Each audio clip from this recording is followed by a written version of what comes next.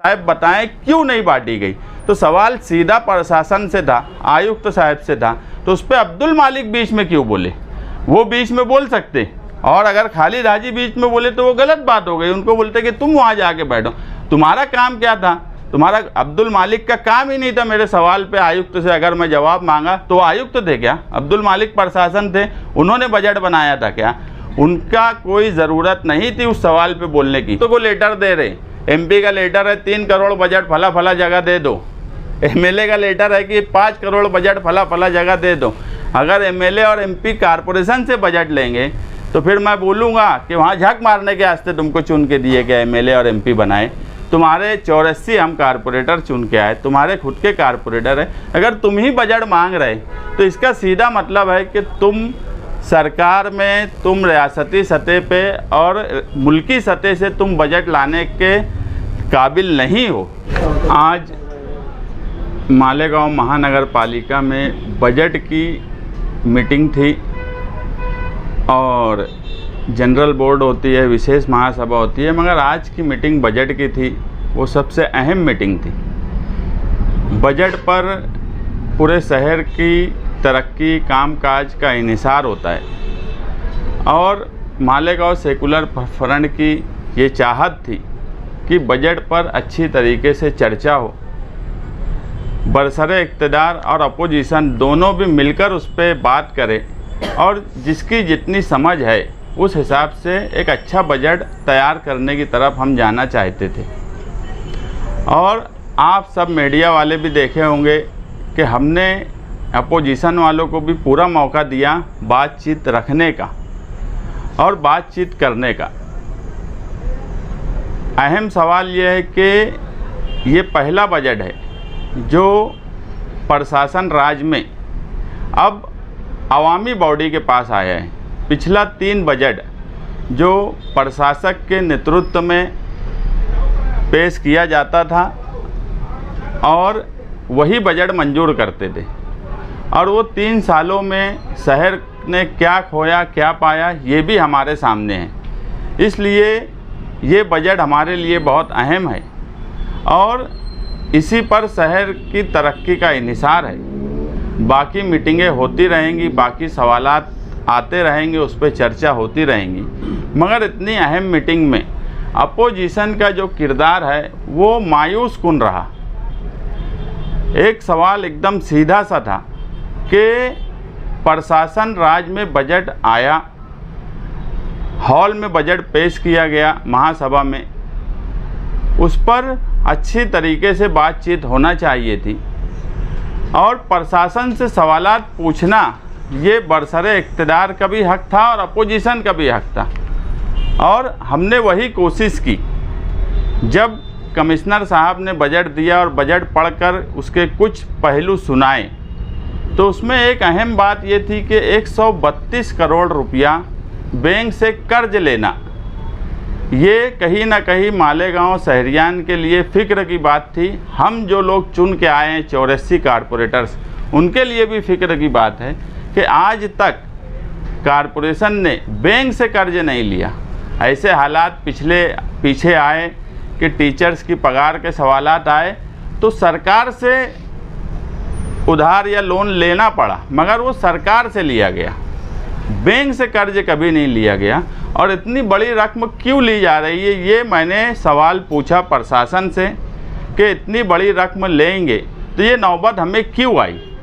एक बॉडी जाती है, दूसरी बॉडी आती है और इस तरह से एक निज़ाम चलता है। ये पहली बार था कि प्रशासक राज का एक लंबा वक्त होने के बाद इक़्तिदार में हम आए और इसमें 132 करोड़ क्यों लेना पड़ रहा है, ये सवाल हमारा था और प्रशासन से था, आयुक्त से था, जो लोग बजट बनाए उनसे था। उस पर बातचीत होना चाहिए थी और हम उस पर बात कर रहे थे। उसी में एक सवाल था कि 679 लोगों की भर्ती करना है। दिखती बात है इतनी बड़ी भर्ती करना और उस भर्ती का अखराजात, उसका खर्च कैसे आएगा। तो हमारा और मेरा भी यही सवाल था कि खर्च किस तरह से किया जाएगा और क्या सोर्सेस है आमदनी के, वो प्रशासन ने बताना चाहिए। उसी में एक सवाल था, एक बड़ा सोर्स घर पट्टी का है। हम घर पट्टी बढ़ाने की हिमायत में ना कल थे ना आज इक़्तिदार में आने के बाद भी हम नहीं हैं, मगर किसी को छूट और किसी से वसूली ये बहरहाल बराबर बात नहीं है।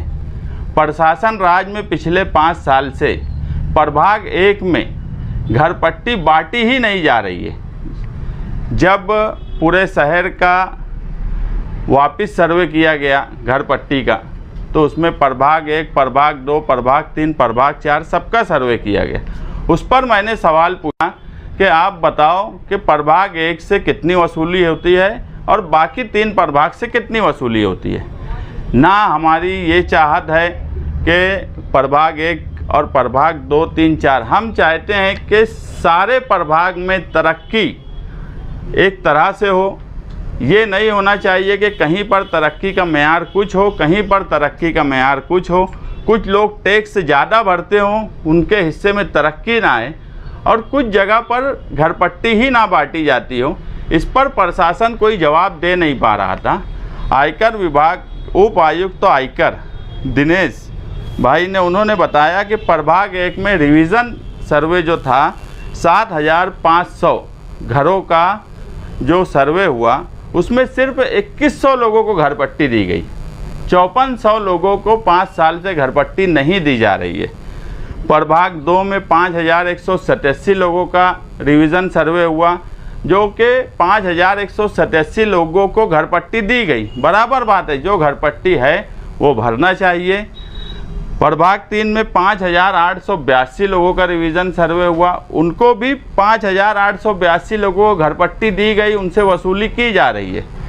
इसी तरह प्रभाग 4 जो सबसे बड़ा प्रभाग है, वहाँ 8168 सर्वे जो नए हुए, उसमें 8168 लोगों को घर पट्टी दी गई। मगर प्रभाग 1 में क्यों नहीं दी गई, ये सवाल बिल्कुल पूछने वाला सवाल था कि उनसे वसूली क्यों नहीं की जा रही है। और 5 साल में अगर प्रशासक राज में ये सब चीज़ें चल रही थी, तो मौजूदा एमएलए की अपनी कुछ जिम्मेदारी थी कि नहीं थी कि उनके हलके से घर पट्टी बराबर वसूली हो रही है और दूसरे हलके से घर पट्टी वसूली ही नहीं की जा रही है। वसूली तो जाने दीजिए, वहाँ घर पट्टी बांटी ही नहीं जा रही है। जब घर पट्टी दी नहीं जाएंगी तो कोई घर पट्टी क्यों भरेगा, तो सोर्सेस कैसे बढ़ेंगे। नए सोर्सेस पे बात करने की बात थी। उस पर एमआईएम के गठनेता अब्दुल मालिक ने प्रशासन से पूछे गए सवाल पर उनको प्रभाग 1 से जो भी मोहब्बत होंगी, मैंने उनसे ये कहा कि वहाँ घर पट्टी नहीं बांटी जा रही है। उनका जो सबसे बड़ा प्रभाग 4, वहाँ पूरी घर पट्टी वसूल हो जा रही है। मुझे ऐसा लगता था कि ये हमारे साथ में प्रशासन से सवाल करेंगे, मगर प्रशासन की दिफा में आए और आज जो मिली जोड़ है फिरका परस्तों से एमआईएम की, वो जग जाहिर हो गई, सबके सामने आ गई कि प्रशासन से सवाल पूछा जा रहा है और प्रभाग 1 में 5400 लोगों को घर पट्टी बांटी नहीं जा रही है। ये सवाल पर अब्दुल मालिक ने मुझे काउंटर किया, जबकि उस पर मुझे काउंटर करने की कोई ज़रूरत नहीं थी। आयकर उपायुक्त ने साफ जवाब दे दिया कि वहाँ पर घर पट्टी नहीं बांटी जा रही है। उस पर सवाल जवाब होता, नए सोर्सेस कैसे इनकम के बढ़ेंगे, उस पर बातचीत होती, मगर ये सारी बातों को किनारे किया गया और एमआईएम के गठनेता और उनकी पार्टी के कुछ लोगों ने जिस तरह से हॉल में गुंडागर्दी की और जिस तरह से हॉल चलाने की तरफ गए, ये मालेगांव शहरियान के लिए बराबर बात नहीं है। हम लोग मालेगांव शहरियान की ओर से चुन के आए हैं। हमारी जिम्मेदारी है कि मालेगांव शहर के हम जहाँ से चुन के आए वहाँ तरक्की हो। वहाँ के लोग अगर टैक्स भर रहे हैं तो उनके टैक्स की कीमत से उन्हें वो सहूलियात मिले, मगर जो टैक्स ही नहीं भर रहे हैं वहाँ के लोगों से भी टैक्स वसूलने की बात होना चाहिए। मगर इन सारे मामलात में जिस तरह से एमआईएम के गठनेता ने अपना किरदार निभाया, वो कहीं ना कहीं फिरका परस्तों से मिले हुए हैं। उनके एमएलए प्रशासक राज था, कोई बॉडी नहीं थी, मगर एमएलए थे। एमएलए ने कभी ये सवाल नहीं पूछा कि वहाँ से घर पट्टी क्यों नहीं बांटी जा रही है। और आज एमआईएम के गठनेता का फिरका परस्तों के साथ मिलकर इस तरह का तांडव करना कि बजट मीटिंग को इस तरीके से लेकर जाना ये बराबर बात नहीं है। बजट मीटिंग थी, मैंने 84 कारपोरेटर्स की बात की कि 4 लाख रुपया प्रशासन ने हर कारपोरेटर का पकड़ा है। मुझे बताओ, एक कारपोरेटर आज जो डीपीआर है वो सारे महंगे हो गए। एक रोड अगर हम डालते हैं, छोटी रोड भी तो 20-25 लाख की होती है, एक स्लैब बनाते हैं तो 1.5-2 लाख रुपये का स्लैब बनता है। तो हमने 84 कारपोरेटर्स की बात की, मगर उसके बावजूद भी अपोजिशन का किरदार मुस्बित अपोजिशन जैसा हॉल में नहीं रह रहा है।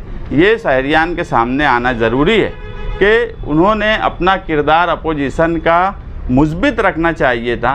प्रशासक और फिरका परस्तों से मिलकर इस तरह से कामकाज करना ये शहर की नुमाइंदगी नहीं हो सकती।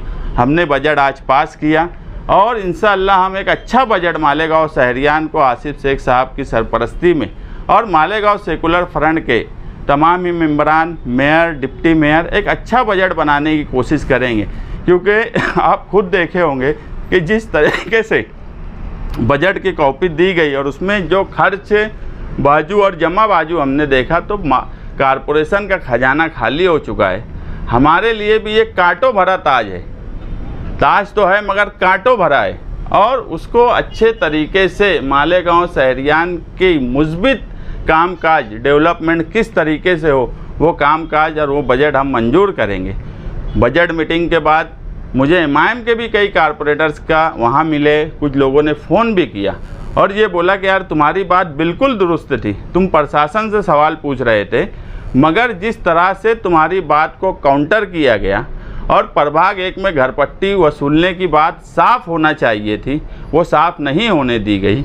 मैंने ये सवाल भी उठाया कि 550 लोग मानधन पे कारपोरेशन ने लगाए हैं प्रशासक राज में, वो 550 लोग कहाँ काम कर रहे हैं, ये भी सवाल महासभा में पूछने की बात थी। प्रशासन उस पर जवाब देता था तो हमें समझ में आता कि किस प्रभाग में कितने लोग लगे हैं। क्योंकि जन्म दाखिले में जाओ वहाँ लोग नहीं, घर पट्टी विभाग में जाओ वहाँ लोग नहीं, यहाँ तक कि जितने खाते हैं कारपोरेशन के वहाँ पर कामकाज की कमी है, लोग नहीं है, मैन पावर नहीं है। साफ़ सफाई का निज़ाम पूरा प्राइवेट कर दिया गया है। यहाँ तक कि गटर से कचरा निकालने वाला भी प्राइवेट, कचरा उठाकर डेपो पर ले जाने वाला भी प्राइवेट, वो सारे मुलाजमीन प्राइवेट।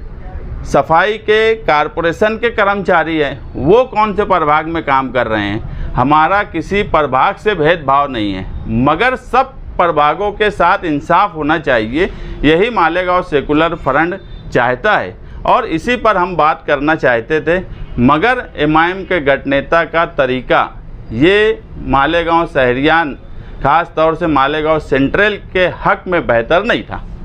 नहीं हो पा रही, क्यों नहीं जा रहे हो, किसका दबाव है उन पर? यही सवाल तो हमने प्रशासक से पूछा।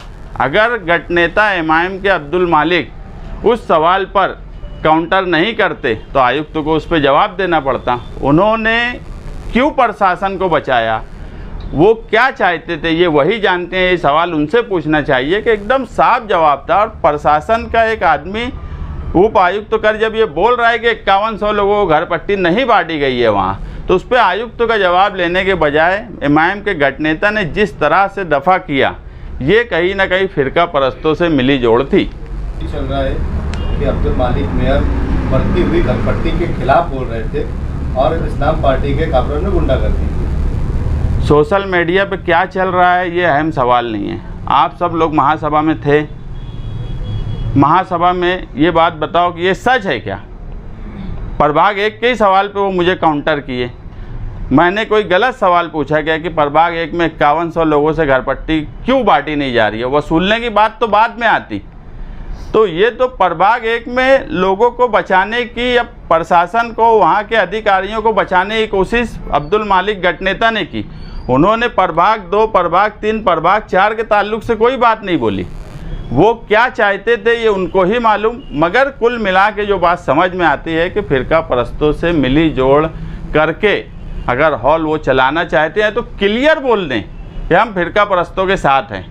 छुप कर फिरका परस्तों का साथ देना और इक़्तिदार में रहने वालों को काउंटर करना, जबकि तमाम ही लोग अगर मेरी बाइट या मैंने जो हॉल में बोला, मैं 84 कारपोरेटर्स के ताल्लुक से बोल रहा था कि 4 लाख बजट देकर 84 कारपोरेटर्स को मिलेगा। उसमें मैं ये भी बोला कि अपोजिशन के लोग भी हैं, इक़्तिदार के लोग भी हैं, तो काम कैसे किया जाएगा, तो सोर्सेस कैसे बढ़ेंगे। एक अच्छे माहौल में मीटिंग करने के बजाय जिस तरह से गुंडागर्दी की जा रही है, ये तरीका सही नहीं है। सोशल मीडिया पे कौन क्या बोलता है वो जाने दो, सबकी आंख खुली है, सबके कान सुन रहे हैं, सब देख रहे हैं। आप सारी मीडिया वहाँ मौजूद थी कि किस सवाल पे अब्दुल मालिक ने काउंटर किया। आपने माइक पे इस्लाम पार्टी पे भी तनकीद होगी कि इस तरह से अगर चलेगा तो तरक्की शहर की कैसे होगी, शहर के मसाइल पे गुफ्तगू कब होगी। मैं भी वही बात बोल रहा हूँ ना कि जब मैंने सवाल प्रशासन और आयुक्त से पूछा तो अपोजिशन का काम था मेरे साथ मिलके वो सवाल का किया जाता, मगर उसको काउंटर करना, मेरे सवाल को हर वक्त काउंटर करना और इस तरीके से बात करना जिस तरह से आज जो हुआ, वो मैं भी मानता हूँ कि सही बात नहीं है, नहीं ऐसा होना चाहिए। मगर ये तो अपोजिशन को सोचना चाहिए कि वो किसका दफ़ा कर रहे हैं। अगर मेरी बात गलत है तो आयुक्त जवाब देता। मेरी बात तो 100% सच साबित हुई जब उप आयुक्त ने जवाब दिया कि 5100 लोगों को घर पट्टी नहीं बांटी गई।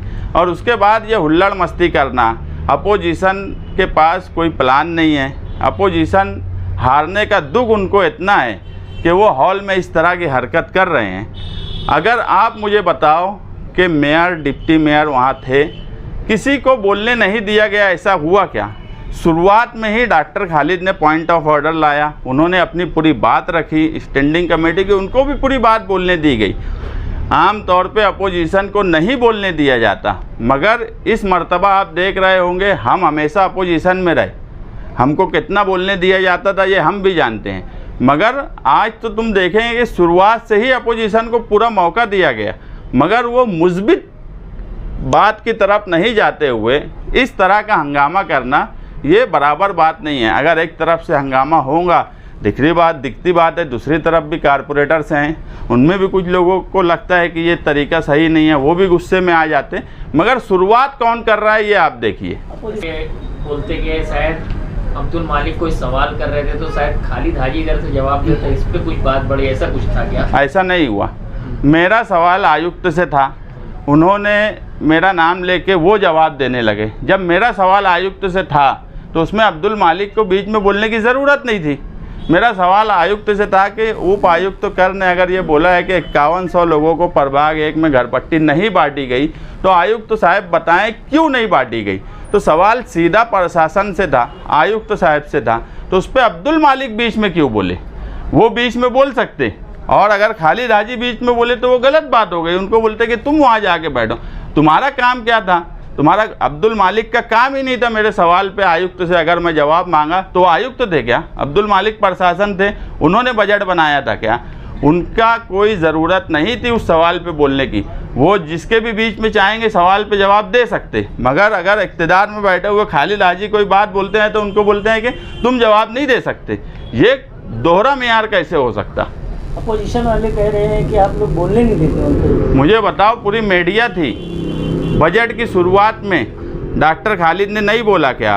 पॉइंट ऑफ ऑर्डर लाया, कोई बात हुई क्या? स्टैंडिंग का सवाल पूछा, उसके सुर में मैंने ताल मिलाया कि मैं भी स्टैंडिंग में हूँ, सही बात है, क्यों नहीं स्टैंडिंग में बात आई, ये मैं भी उनके साथ बोला। तो बोलने कहाँ नहीं दिया गया? अगर बोलने नहीं दिया जाता तो डॉक्टर खालिद को शुरुआत में ही नहीं बोलने दिया जाता। मीटिंग की शुरुआत ही अपोजिशन के एक आदमी ने अपनी बात रखी, उस पर आयुक्त ने जवाब दिया, पॉइंट ऑफ ऑर्डर आया, मेयर ने पॉइंट ऑफ ऑर्डर पे जवाब दिया, तो बोलने कैसे नहीं दिया जा रहा? हर तरीके से हम अव्वल दिन से हमारी ये कोशिश है कि सबको साथ लेकर चले और सबको हॉल में बोलने का मौका दिया जाए।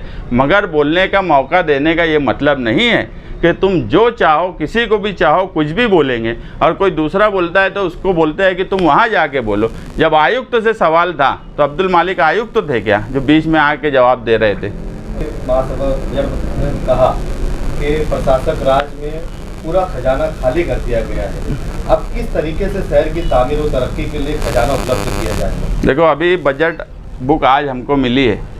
मैंने अभी बोला कि आसिफ शेख साहब की सरपरस्ती में मालेगांव सेकुलर फ्रंट के मेयर, डिप्टी मेयर और तमाम ही नगर सेवक ये काटो भरत आज है मगर उसके बाद भी हम एक अच्छा बजट, इक़्तिदार में रहने वाले लोग मालेगांव शहरियान के लिए एक अच्छा बजट बना के देने की कोशिश हम करने वाले हैं और इंशाअल्लाह एक अच्छा बजट हम जल्द ही मालेगांव शहरियान के लिए देंगे। ये घरपट्टी रिवीजन की बात है, नई इमलाक पे जो नई घरपट्टी लगी है, तो कारपोरेशन प्रशासक राज में कई साल के पहले से चल रहा है ये मसला, तो ऐसा लगता है कि कारपोरेशन जो है वार्ड कमेटी नंबर 1 के जो शहरियान है या उधर के जो इमलाक है उनसे सहूलत कर रही है और इधर सख्ती से वसूल कर रही है। हाँ बिल्कुल, हमारा ये नहीं बोलना है कि इधर नहीं वसूली होना चाहिए, वसूली इधर भी होना चाहिए, वसूली उधर भी होना चाहिए, मगर एक हिस्से में वसूली नहीं करने का मतलब क्या था, ये तो सवाल महासभा में पूछा जाएगा ना प्रशासन से, क्योंकि 3-3.5 साल से तो प्रशासक राज था,